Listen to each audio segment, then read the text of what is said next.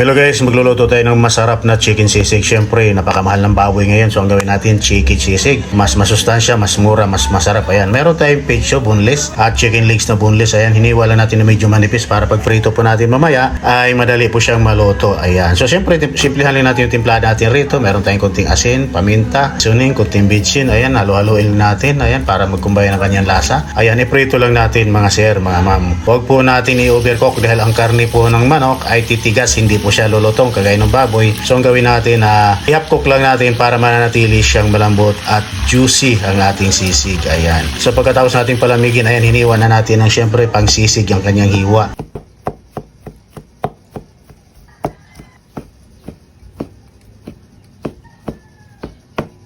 At syempre sibuyas, 3 puti at 2 pirasong pula ang ginamit natin rito. Ayan, medyo malalaki yung puti, medyo marami. Mas masarap kasi sa sisig pag maraming sibuyas. Ayan, meron tayong siling panigang or siling green at syempre 2 pirasong siling labuyo.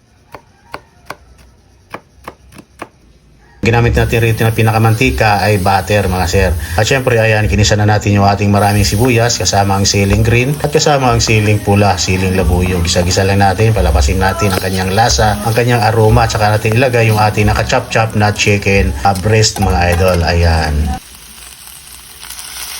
Syempre konting patis, konting paminta.